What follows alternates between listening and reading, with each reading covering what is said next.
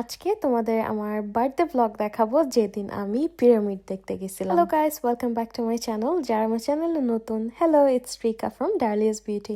অবশ্যই সাবস্ক্রাইব করে নেবা কিন্তু। এটা আমাদের ইজিপ্ট হলিডের পার্ট 4 ব্লগ। যারা বাকি ব্লগগুলো দেখোনি অবশ্যই দেখে আসবা। আমরা ইজিপ্টের হারগাডায় ছিলাম আর আমাদের রিসোর্টের নাম হচ্ছে জ্যাজ অ্যাকোয়ামারিন।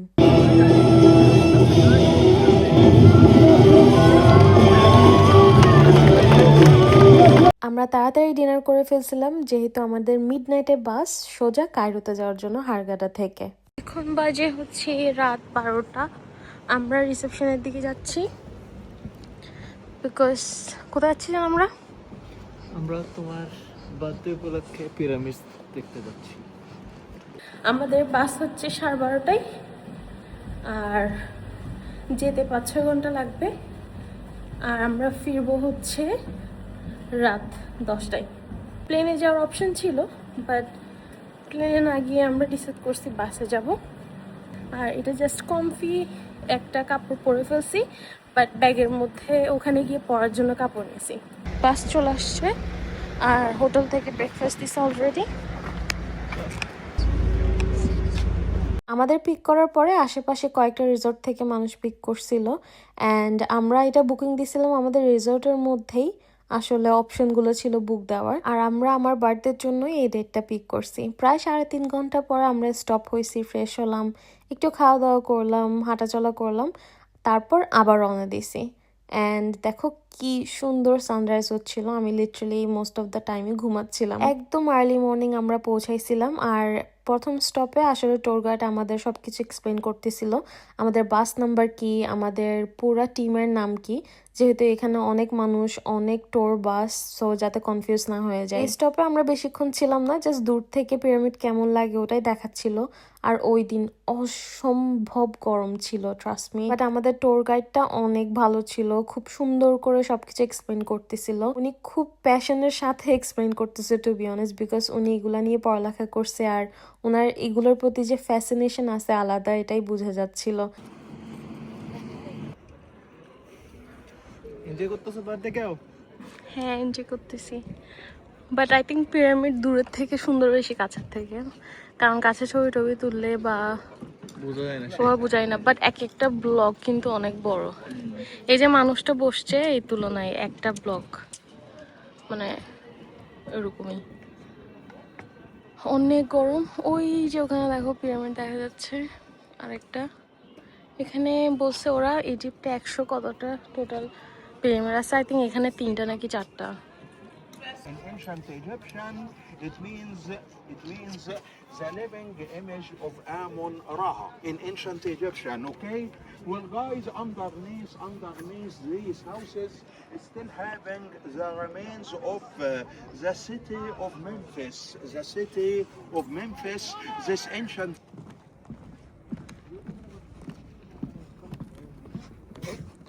এত গরম।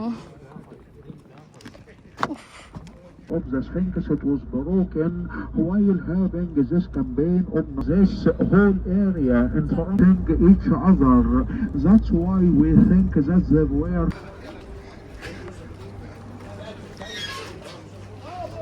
তারপর আমরা থার্ড স্টপ হয়েছিলাম। এখানে কিছু এরকম শপস ছিল আর অনেক কিছু ছিল দেখার, অনেক হিস্ট্রি।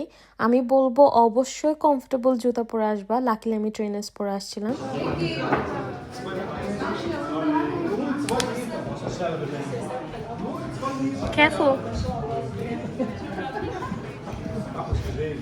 এই জায়গাটায় আমরা অনেকক্ষণ ছিলাম বাট আমার ফোন ওভারহিট হয়ে ওয়ার্নিং সাইন এসে বন্ধ হয়ে গেছিল।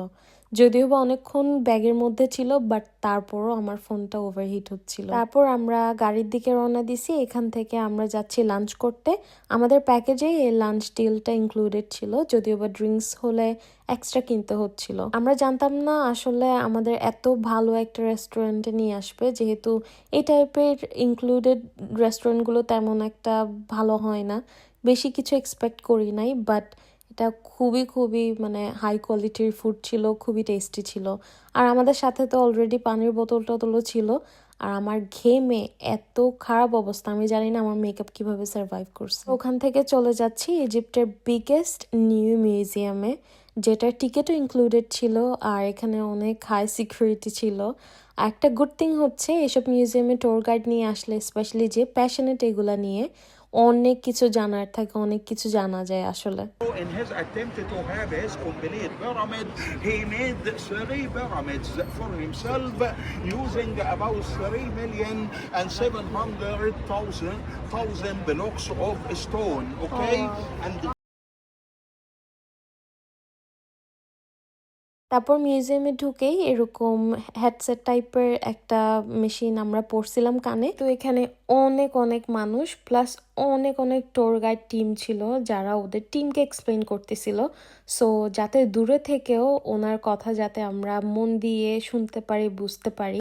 the red crown of the north of Egypt. Okay, and you can see his royal name. আর অনেকেই এই জিনিসটা জানো না, যেটা হয়তো জাস্ট সাকিবই জানে, আমার হিস্ট্রি নিয়ে অনেক ফ্যাসিনেশন কাজ করে। আমি হিস্ট্রি জানতে অনেক পছন্দ করি, পার্সোনালি পড়তে অনেক পছন্দ করি। জানি ইভেন স্কুল কলেজেও আমার অন্যান্য সাবজেক্ট ভালো লাগতো না, বাট আমার হিস্ট্রি নিয়ে পার্সোনালি রিসার্চ করতে পড়তে অনেক ভালো লাগে। আর সাকিবেরও জানতে এগুলো ভালো লাগে, সো আমরা দুইজন অনেক ইনভেস্টেড ছিলাম ওনার প্রত্যেকটা এক্সপ্লেনেশনে, প্রত্যেকটা এখানে লেখাগুলো কিসের থেকে কি আসছে, ড্রয়িংগুলোর মিনিং কি, উনি একদম ডিটেলসে বলতেছিল। Tombs in the valley of.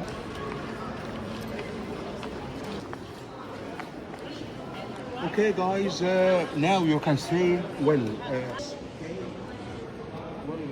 তখনকার রাজাদের লাইফস্টাইল, ওদের হিস্ট্রি জানার পাশাপাশি ওদের অনেক ফার্নিচার দেখছি। তারপর মমিফাইড করার আগে ওরা যে ভেতরের অর্গানগুলো একদম গোল্ডের বক্সের মধ্যে, মার্বেলের বক্সের মধ্যে সাজায় রাখে, এই যে আমি রেকর্ড করে ট্রাই করতেছি, এগুলোও দেখছি। এগুলো এখন লিটারালি পাউডার হয়ে গেছে। সাকিব চিন্তা করতেছে, আহা আমার বউয়ের মাথা দেখো কি স্মার্ট, গ্লাসের উপরে একদম ক্যামেরা ধরে রেকর্ড করতেছে এগুলা। ইজিপ্টে তখন গোল্ড অনেক অ্যাভেলেবল ছিল, বাট ওদের কাঠ ছিল না, মানে গাছ। সো ওরা অনেক দেশে অনেক দূরে দূরের থেকে গিয়ে কাঠ সংগ্রহ করতো।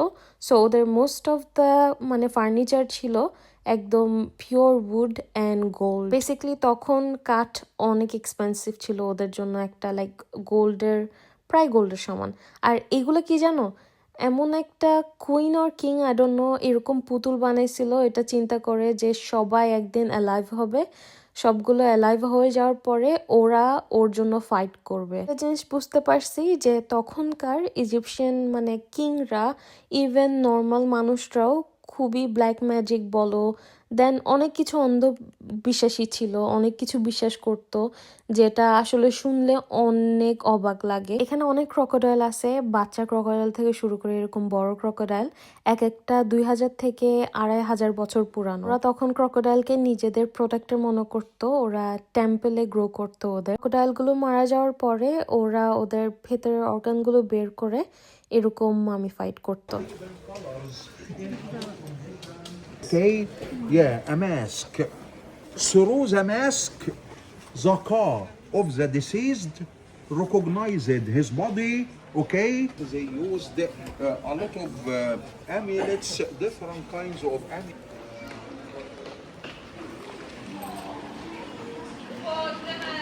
এখানে অনেক অনেক জিনিস আছে যেগুলো স্পেসিফিকলি একটা রাজার, যেটা খুবই খুবই ফেমাস ছিল, ওর পাওয়ারের জন্য না, ওর মানির জন্য। ও অনেক রিচ ছিল, ওর নাম ছিল টুটানহামুন, আর মাত্র 18 নাকি 19 বছর বয়সে মারা গেছিল উনি। আর এটা ওনার কাফন, পুরাটা হচ্ছে পিওর গোল্ড।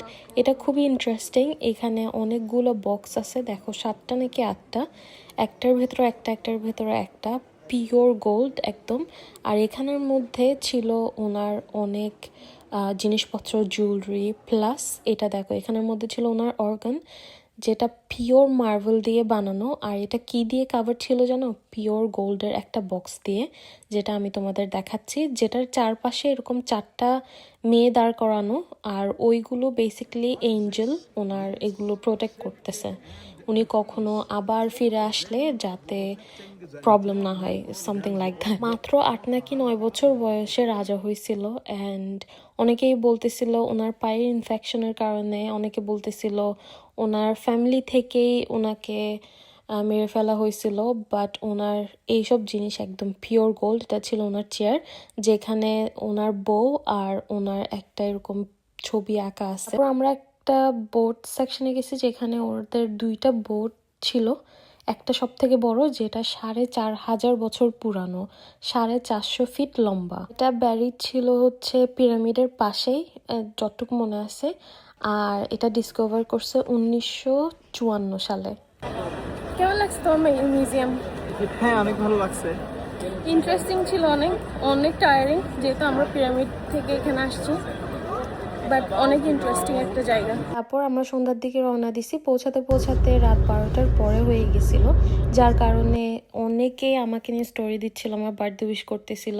বাট আমি জানি আমি কারোটাই রিপ্লাই করতে পারি নাই, বিকজ বাই দ্য টাইম আমি পৌঁছাইছি সবার স্টোরি অ্যান্ড সব কিছু চলে গেছিলো। প্লাস আমার কোনো সিম ছিল না। সো এনিওয়ে, হোটেলে গিয়ে আমি পুরাই শকড। ওরা পুরা রুমের এসি অন রাখছিল, যাতে এসে আমি কেকটা পাই অ্যান্ড ডেকোরেশনটা পাই। একদম আনএক্সপেক্টেড ছিল এটা আমার জন্য। Happy birthday to you. Happy birthday, dear Ricky. Happy birthday to you. Yay! You should be the one to have it. Now hurry up, I'm tired.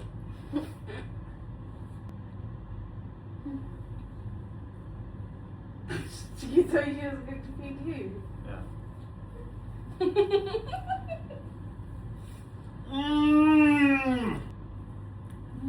It's not a proper birthday cake. Tip. ইনশাল্লাহ next ব্লগে দেখা হবে, আর অবশ্যই জানাবো আজকের blog কেমন লাগছে।